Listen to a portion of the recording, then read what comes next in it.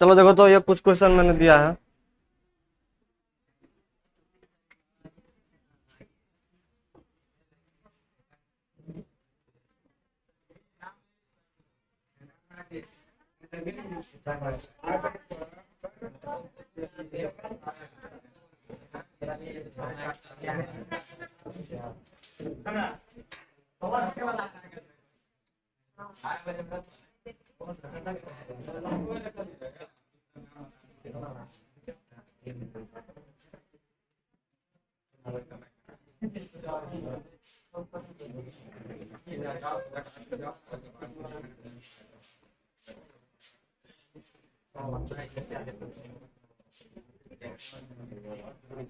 अथी वाला क्वेश्चन करा दो, वो वाला।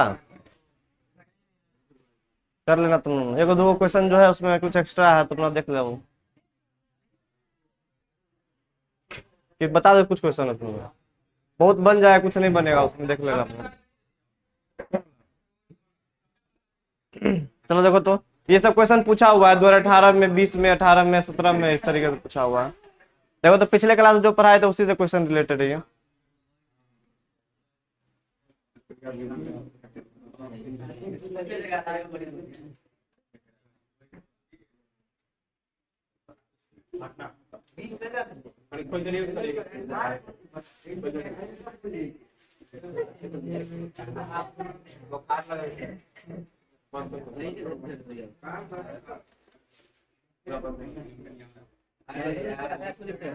तुम उतना दिन से कहाँ गई थी? तुमको बोल रहे हैं, हाँ गाँव गई थी।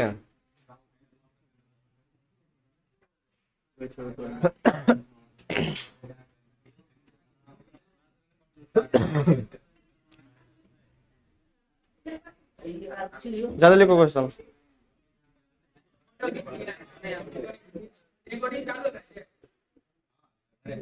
जल्दी लिखो, जल्दी आगे बढ़ेंगे हम। हाँ फोटो की जल्दी खींचेगा, जल्दी करो जो कर रहे हैं।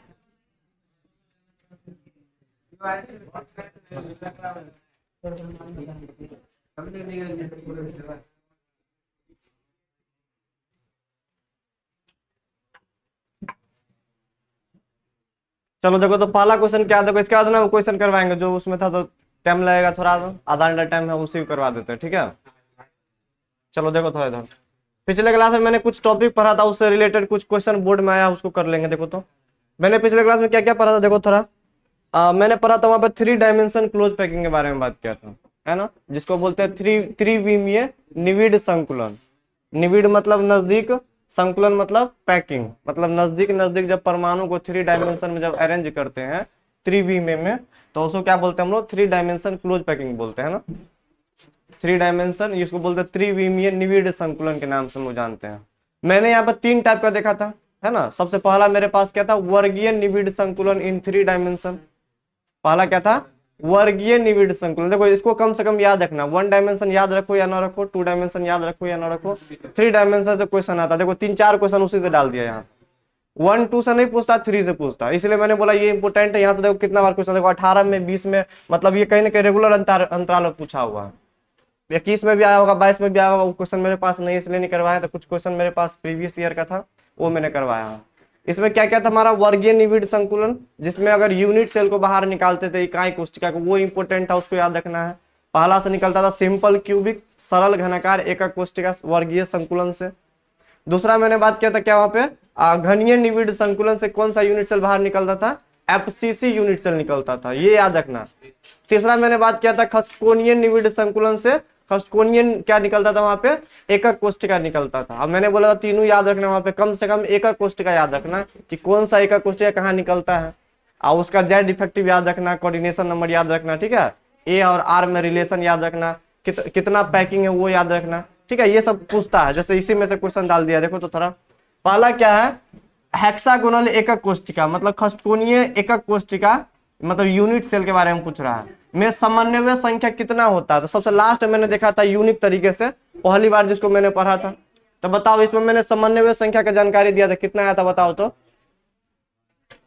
ऊपर में था 6 आइटम, 6 या 3 9, 9 3 ऊपर में था 12। एक आइटम को पकड़ के मैंने बात किया था, कितना आइटम टोटल आ रहा था वहां पे? 12 के बराबर। ये याद रखना, क्योंकि ये यहाँ पर नया टर्म आया है, ये वाला, यह एकक कोष्ठिका, क्योंकि इसके बारे में मैंने कहीं नहीं पढ़ा था। सिंपल क्यूबिक पढ़ा था, बॉडी सेंटर पढ़ा था, फेस सेंटर पढ़ा था, लेकिन ये मैंने नहीं पढ़ा था, ठीक है। तो ये याद रखा, खष्टकोणीय एकक कोष्ठिका, ठीक है, ये वाला हमको। एक्चुअल में ये कहाँ से आएगा पता है? क्रिस्टल सिस्टम जो 7 प्रकार का था ना वहां पे, तो क्यूब के बारे में मैंने तो पढ़ा था। उसके उसके अलावा एक और क्रिस्टल सिस्टम आता है जिसको हम हेक्सागोनल क्रिस्टल सिस्टम के नाम से जानते थे, तो उसका यूनिट सेल यहाँ पे आ गया है। तो आ गया तो इसको पढ़ लेंगे हम, ठीक है। तो ये थोड़ा अलग तरीके से इसको जज करना है तुमको। वैसे हम इससे पहले क्या क्या पढ़े? सिंपल क्यूबिक, बॉडी सेंटर्ड और फेस सेंटर्ड। मतलब क्या बोलते थे इसको हम? सरल घनाकार एकक कोष्ठिका, इसको बोलते थे अंतः केंद्रित घनाकार एकक कोष्ठिका, इसको क्या बोलते थे हम लोग? फलक केंद्रित घनाकार एकक कोष्ठिका। 3 तो मैंने पढ़ लिया था क्यूब के अंदर में, एक हेक्सागोन के अंदर में भी आता है, तो उसको हम अलग से यहाँ पे जब डायमेंशन पैकिंग स्टार्ट किया था ना, तो ये आ गया था हमको, तो इसको अलग से तुम देख लेना यहाँ पे। अब देखो इसी से रिलेटेड क्वेश्चन पूछा हुआ, HCP यूनिट सेल, मतलब कहने का मतलब यही है हमारा हेक्सागोनल क्लोज पैकिंग, तुमको इंग्लिश में भी यूज कर सकता हो, ठीक है, याद रखना। इसको क्या बोलते हैं हम लोग, HCP के नाम से भी जानते हैं, मतलब हेक्सागोनल क्लोज पैकिंग। तो हेक्सागोनल क्लोज पैकिंग में कौन सा यूनिट सेल बाहर निकलता है, खष्टकोणीय एकक कोशिका। तो यहाँ पे जो एकक कोशिका निकलता है उसमें पूर्णतः परमाणु की संख्या कितना होता है बताओ तो। एक हेक्सागोन के अंदर में टोटल कितना परमाणु आता है, 6 के बराबर, मैंने लिखा था वहां पे कितना आता है 6 के बराबर, ठीक है। इसमें कितना आता है ये 12 के बराबर, 6 दूना 12, जेड इफेक्टिव कितना आता है इसमें 6, कोऑर्डिनेशन नंबर कितना आता है 12, तो ये याद आएगा 6, 6 दूना 12। अब बताओ तो बीसीसी यूनिट सेल के अंदर में एकक बीसीसी एकक कोशिका जो मेरे पास होता है, मतलब एक क्यूब पे आप चला गया, तो क्यूब के अंदर परसेंटेज रिक्तियां कितना होता है बताओ तो। अगर बीसीसी बॉडी सेंटर की बात करेंगे तो 68 था, तो 68 अब 32 कितना जाएगा 100, यानी 32% होता है ये। 68% पैकिंग होता है, मतलब संकुलन क्षमता। 100 में से घटा देंगे तो कितना आएगा 32, तो ऑप्शन ये हो जाएगा। चलो अगला क्वेश्चन देखते हैं। परसेंटेज रिक्तियां बताना है एफसीसी में और खष्टकोणीय इकाई कोशिका में, बताओ तो कौन होगा। 26% होता है, क्योंकि जब पैकिंग का बात करते हैं तो 74% एफसीसी में भी होता है, और इसमें भी मैंने पिछले क्लास में बताया था 74 ही होता है।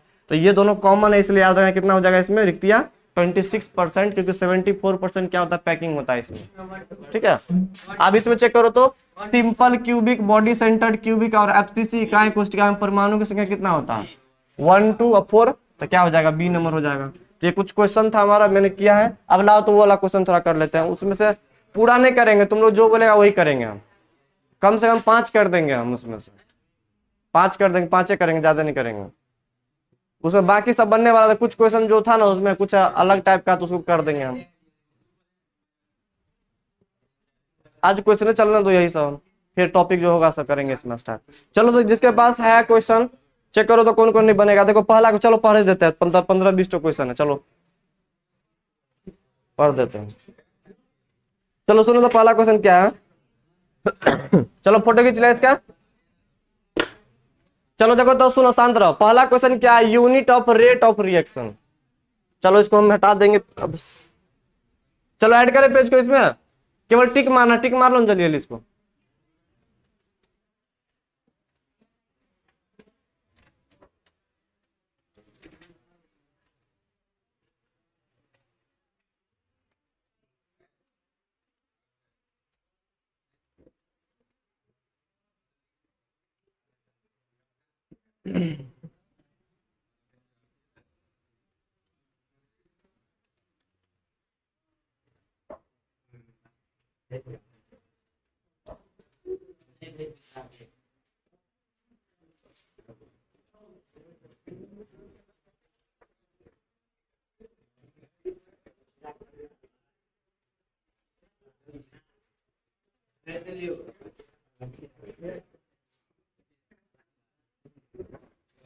चलो चलो देखते हैं, देखो तब इधर थोड़ा लिख लिख रहा है। चलो 1 मिनट का टाइम और दे रहे हो, और 20 मिनट में खत्म कर देंगे ये वाला। 15 ही तो शायद है, कितना है 20-25 वो है, 20 से कम 15 ही होती है।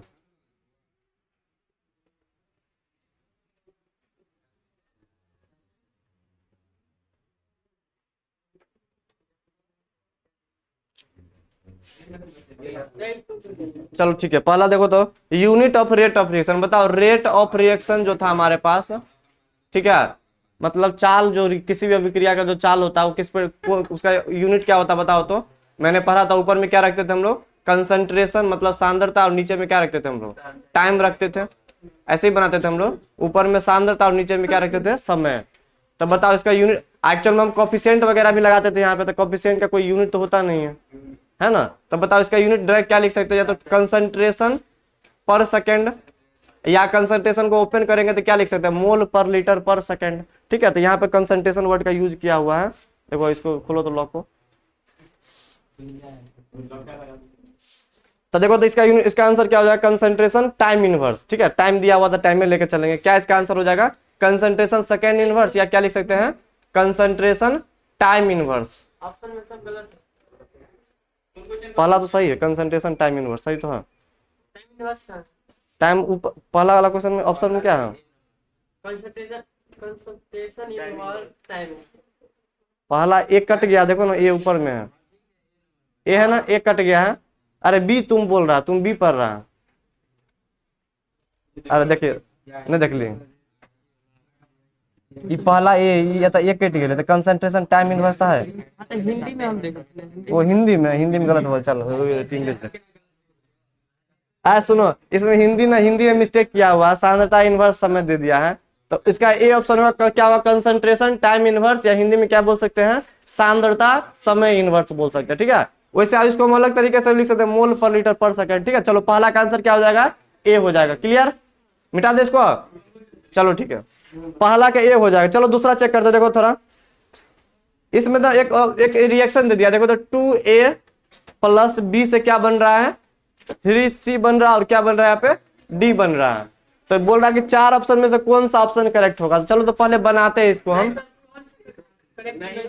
से बोल रहा है, चलो चेक करते हैं। पहले इसको रिप्रेजेंट कर ले एक बार हम। रेट ऑफ रिएक्शन लिखने का तरीका मेरे पास क्या था, -1/1 आए, हल्ला कोई नहीं करेगा, delta A by delta T बराबर -1/1 delta B by delta T बराबर, बताओ तो, +1/3 delta C by delta T बराबर क्या हो जाएगा, +1/1 delta D by delta T. देखो तो चार ऑप्शन में से कौन गलत है हमारा, -DA कहा गया, D by D T, minus sign लगा, प्लस लगा हुआ इसमें, ये 1/2 हो जाएगा यहाँ पे ना, 1/2 सही, ये सही है, पहला सही है।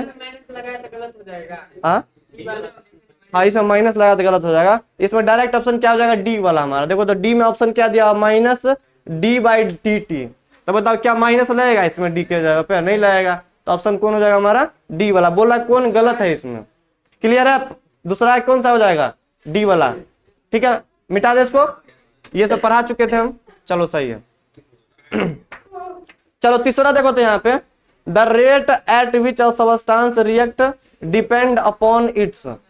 तो देखो ये वाला मैंने बताया था, एक्टिव मास पे डिपेंड करता है। मतलब जो हम कभी भी जो रेट लिखते थे ना, वहां पर रेट बराबर क्या लिखते थे हम लोग, मान लो ए से बी कोई प्रोडक्ट बन रहा है, तो रेट बराबर क्या लिखते थे हम लोग, के इंटू कंसंट्रेशन ऑफ ए जो लिखते थे हम यहाँ पे। इसको हम ना एक नाम से जानते हैं, जिसको क्या बोलते हैं हम लोग इंग्लिश में एक्टिव मास बोलते हैं। इसको हम क्या बोलते हैं, सक्रिय भार बोलते हैं। ऑप्शन डी करेक्ट हो जाएगा।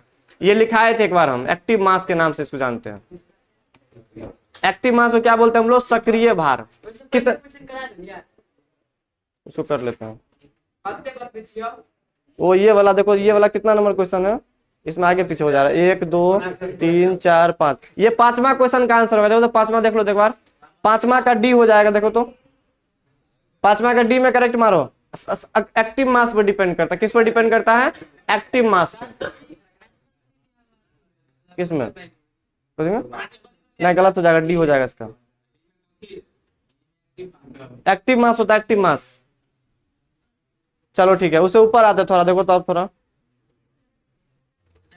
1 2 तीसरा क्वेश्चन देखते हैं। सुनो तीसरा क्वेश्चन क्या है मेरे पास, सुनो। ये बोल रहा है क्या, वाटर का जो डिसोसिएशन हो रहा है या वाटर का जो कॉम्बिनेशन होता है, H+ और OH- जो जुड़ता है यहाँ पे, क्या बनता है यहाँ पे, वाटर बनता है। सुनो एक बार मैंने तुमको बताया था कि अगर आयनिक रिएक्शन होता है तो फास्ट होता है, और कोवेलेंट रिएक्शन होता है क्या होता है, स्लो होता था। बताओ ये कोवेलेंट है कि आयनिक है, आयनिक क्या होता था, एक मेटल रहता था, एक नॉन मेटल रहता था वहां पे। यहाँ पे देखो दोनों हमारा क्या, non metal, hydrogen non metal है, OH क्या है, नॉन मेटल है। तो रिएक्शन कैसा होगा हमारा, स्लो होता, फास्ट नहीं होता। कैसा होता है, स्लो होता है, याद रखना। ऑप्शन बी हो जाएगा। अरे आयनिक होता है कि मेटल एक नॉन मेटल वाला रहता है वहां पे, तब क्या होता है, वो फास्ट रिएक्शन होता है। ये कोवेलेंट रिएक्शन है वाटर वाला, तो कैसा होता है, ये स्लो होता है। तो याद रख लेना, आप ऑप्शन कौन हो जाएगा, ये बी वाला हो जाएगा। ए हो गया पहला, दूसरा तीसरा बन गया। चौथा देखो तो चौथा कौन सा आंसर होगा, चलो चौथा का चेक कर देखो थोड़ा।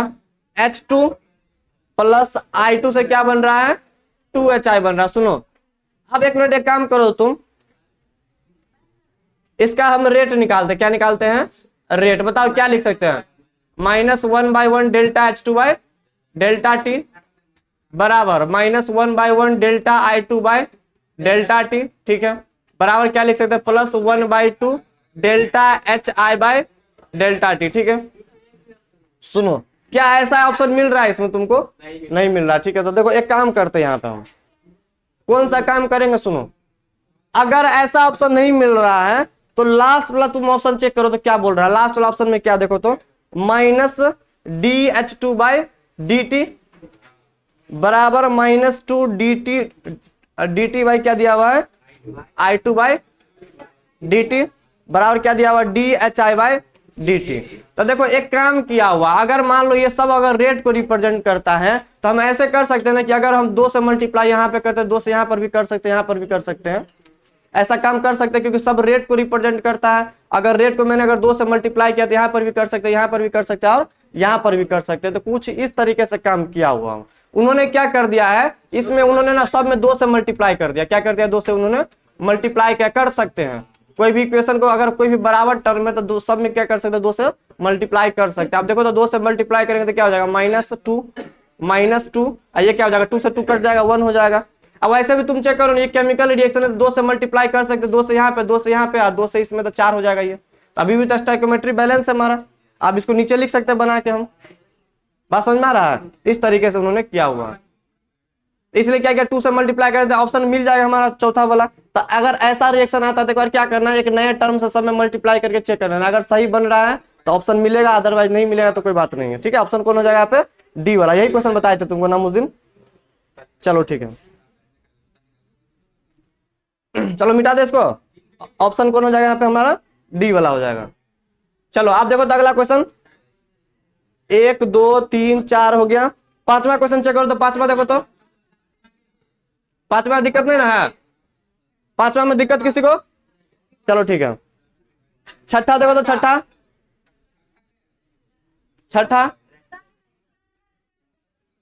पांचवा कौन सा आंसर होगा देखो तो, पांचवा का डी होगा।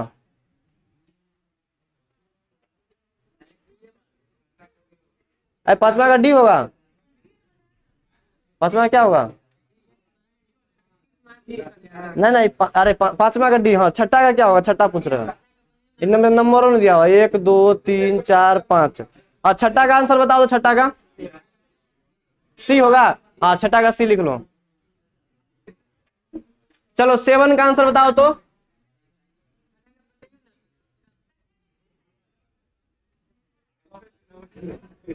सही तो है। हाँ तो बना वालो छठा, अब सब थोड़ी ना बनाएंगे। सातवां देखो तो, सातवां चेक करो कौन सा ऑप्शन होगा। सातवां का बी होगा। पढ़ाए थे फर्स्ट ऑर्डर रिएक्शन में एग्जांपल लिखाए थे 4 एग्जांपल वहां पे। डिसोसिएशन ऑफ हाइड्रोजन पेरोक्साइड, कौन सा ऑप्शन होगा,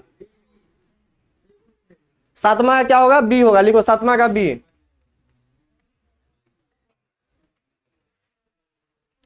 सातवां हो गया। चलो आठवां चेक करते, बताओ आठवां का कौन सा आंसर होगा हमारा।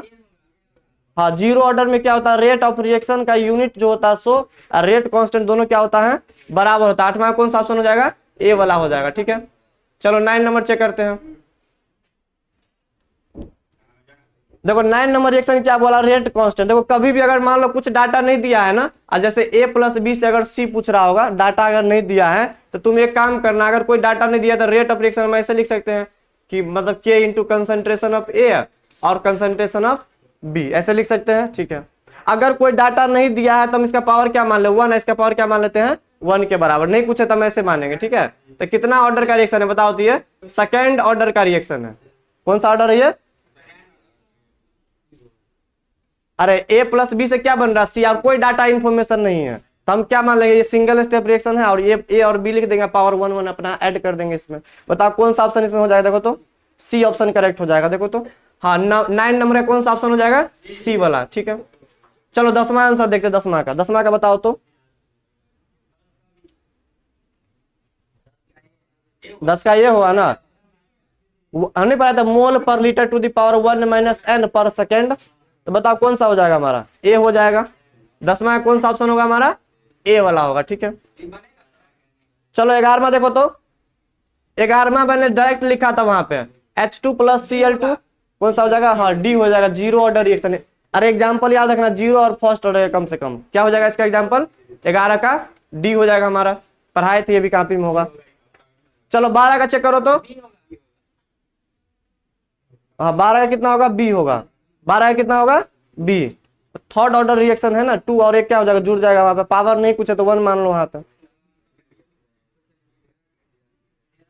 चलो 13 बताओ तो।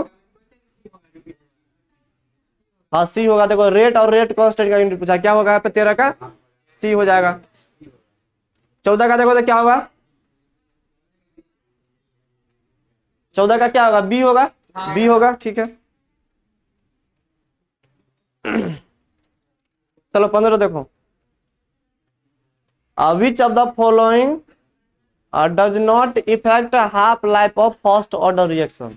चलो बताओ ये, एक मिनट तुम ये बताओ तो, टी हाफ पढ़ा था मैंने ना, टी हाफ का फॉर्मूला जो आया था जीरो फर्स्ट ऑर्डर रिएक्शन के लिए पढ़ा तुम लोग, तो डायरेक्ट याद रखने के लिए मैंने बोला था। क्या आया था बताओ तो, ए नॉट बाई टू के, भूल गया सब, कल टेस्ट है तब सब भूल गया। ए नॉट बाई टू के, ए नॉट हमारा क्या था, इनिशियल कंसंट्रेशन ऑफ रिएक्टेंट, और के वहां तक क्या था हमारा रेट कांस्टेंट। अरे प्रारंभिक सांद्रता को ए नॉट से नहीं दिखाते थे कितना लिए हैं, है ना। चलो ठीक है सुनो, बताओ तो, देखो तो क्या बोल रहा है कि not effect half life for first order, देखो तो ए हो जाएगा। नहीं नहीं रुको एक मिनट, नॉट डिफेक्ट बोल रहा है, उल्टा ऑप्शन दिया हुआ है इसमें। Which of the following does not effect half life of first order reaction, प्रथम कोटि अभिक्रिया के अर्ध जीवन काल को प्रभावित नहीं होता है, इसमें गलत है ये हमारा।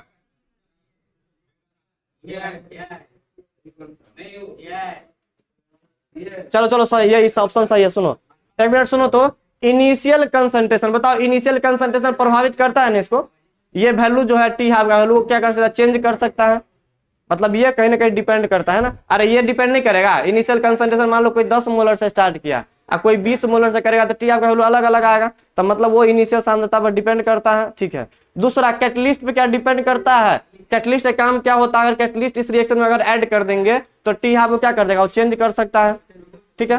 तो कैटलिस्ट डिपेंड करता है, टेम्परेचर भी डिपेंड करता है। क्या प्रेशर के बारे में मैंने कभी बात किया है, नहीं किया, तो ऑप्शन कौन हो जाएगा बताओ तो, डी हो जाएगा इसमें। 15 का कौन सा ऑप्शन है, 15 है ना, 15 की 16 है, चलो 15 क्या हो जाएगा यहाँ पे डी। अब सुनो तो, अगर यहाँ पूछता है किस पे केवल डिपेंड करता है तो क्या बोलते हैं यहाँ पे हम, ए नॉट पे। अगर मान लो कि इनिशियल कंसंट्रेशन फाइनल कंसंट्रेशन और कुछ देता तो किस पे डिपेंड करता है वो, ए नॉट पे डिपेंड करता है। अरे समझ में आया कि नहीं आया, प्रेशर पर डिपेंड नहीं करता है, ठीक है, ये याद रखना तुम। तो ऑप्शन कौन हो जाएगा डी, हाँ ऑप्शन यहाँ पर डी हो जाएगा, नॉट बोला है ना। चलो ठीक है अगला देखो तो, the unit of rate constant depend on, देखो तो यूनिट ऑफ रेट कांस्टेंट कौन चीज पर डिपेंड करता है, कौन चीज पर डिपेंड करता है, एक बात बताओ तो, यूनिट कांस्टेंट ऐसे लिखे थे मैंने ना, mole per litre to the power 1 minus x per second. तब बताओ एक्स यहाँ पे क्या था, ऑर्डर था हमारा, कौन से ऑर्डर का, 1 ऑर्डर की, 0 ऑर्डर की, 2 ऑर्डर। तब बताओ ये जो इसका यूनिट है वो किस पर डिपेंड कर रहा है, ऑर्डर पर डिपेंड कर रहा है, समझ में आ रहा बात। अरे ये किस पर डिपेंड कर रहा है, एक्स पर डिपेंड कर रहा है, ऑर्डर पर डिपेंड कर रहा है, तो कौन सा ऑप्शन हो जाएगा, बी हो जाएगा। कौन सा है ये, 17 नंबर है कि 16 है, ठीक है 16 कौन हो जाएगा हमारा, बी हो जाएगा। चलो सही है, 17 नंबर देखते देखो तो, हाँ 17 देखो तो, टी हाफ का रिलेशन मैंने बताया था।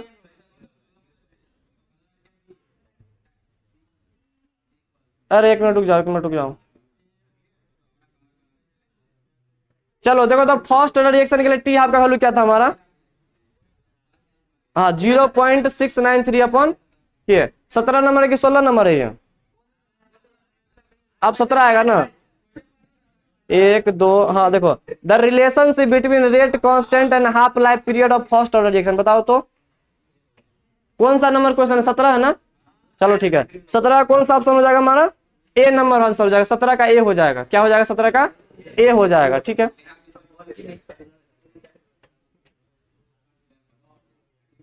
चलो 18 चेक करो तो, 18 का 3/2 और प्लस 1/2 करेंगे तो कितना होगा, 4/2 यानी 2 हो जाएगा, यानी 18 का आंसर क्या हो जाएगा बताओ तो, 18 का डी हो जाएगा। चलो 19 का बताओ तो,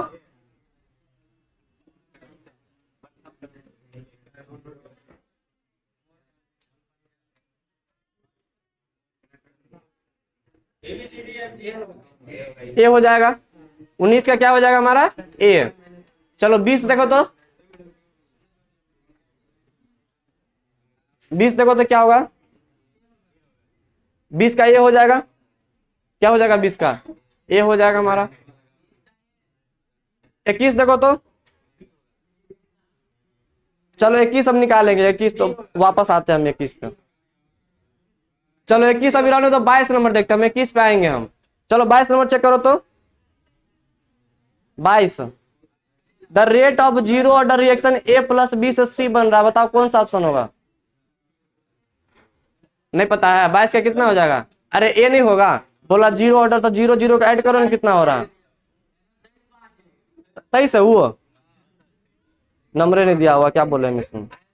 1 2 3 4 5 6 7 8 9 10 11 12 13 14 15 16 17 18 19 20 21 22।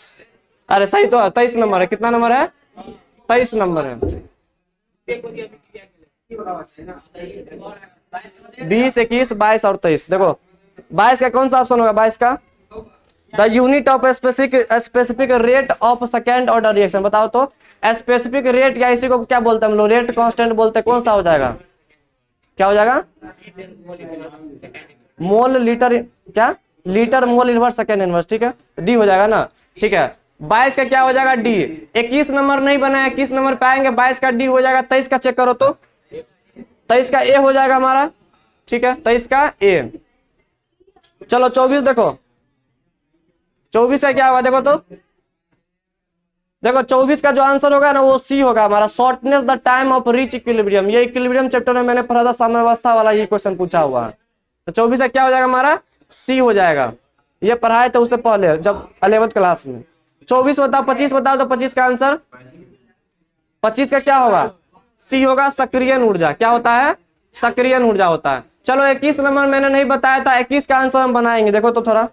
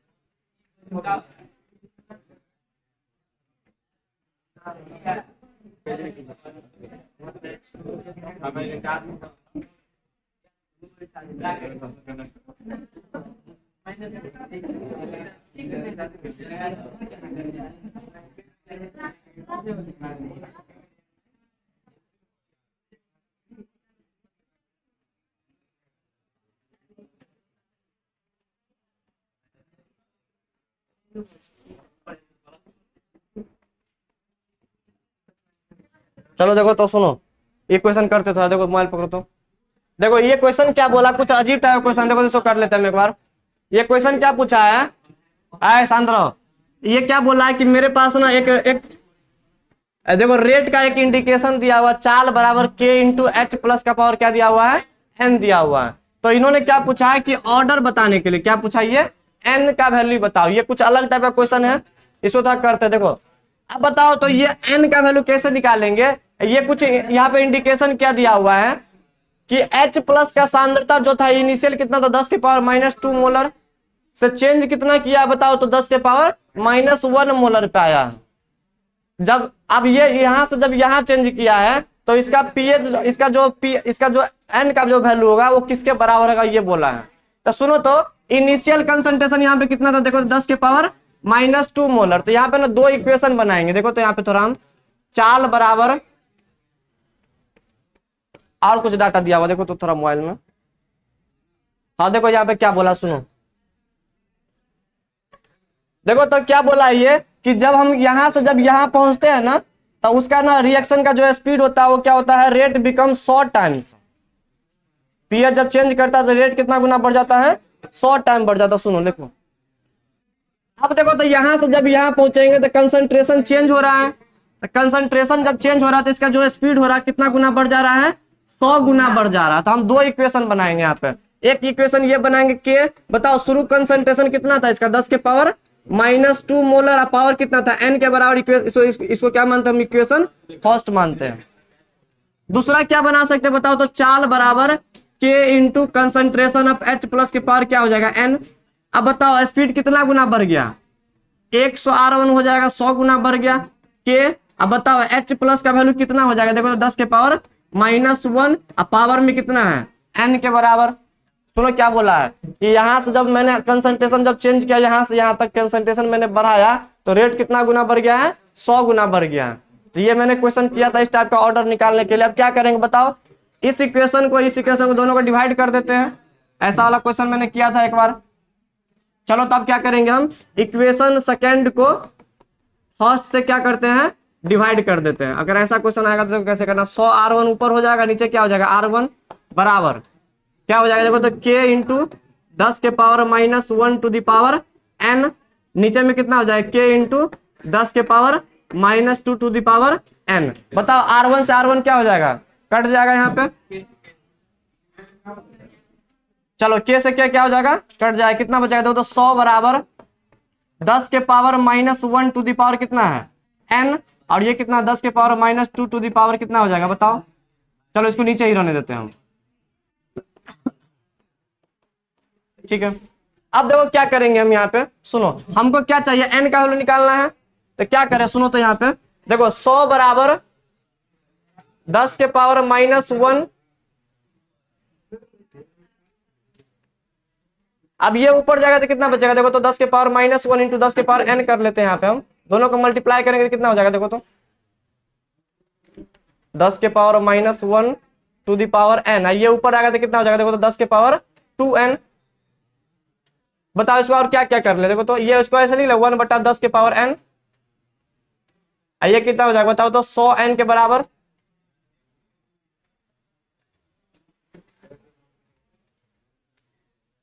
देखो अब इसको देखो 10 1 10 10 10 कितना हो जाएगा 100, यानी 10 के पावर कितना हो जाएगा बताओ तो n के बराबर ये कितना हो जाएगा 100। क्या इसको मैं ऐसे लिख लो, देखो तो 10 के पावर 2 10 दाइन के 100 बराबर कितना हो जाएगा 10 के पावर n। 100 को ऐसे नहीं लिख सकते हैं। अब बताओ 10 n बराबर कितना आ जाएगा यहाँ पे 2 के बराबर। बताओ कौन सा ऑर्डर रिएक्शन है ये, सेकेंड ऑर्डर रिएक्शन है। अरे तुम सिंपल सॉल्व कर सकते, इसको ऊपर ले जाओ 10 के पावर 2n हो जाएगा। अब इसको 1/10 कर देता है, 10 10 जा कितना कर देता है 10। अब फिर क्या हो जाएगा, ये पावर में n है तो जोड़ देते हैं, यहाँ पे कितना हो जाएगा ये n हो जाएगा। यहाँ पे ये 10 के पावर n है, इसको 10 का स्क्वायर कर देते हैं, n का वैल्यू कितना हो जाएगा यहाँ पे 2 के बराबर। बताओ कौन सा ऑप्शन होगा, चेक करो तो यहाँ पे कौन सा ऑप्शन, देखो तो बी ऑप्शन करेक्ट हो जाएगा। चलो कौन सा था हमारा 21 नंबर का, क्या हो जाएगा, ठीक है नोट कर लो इसको।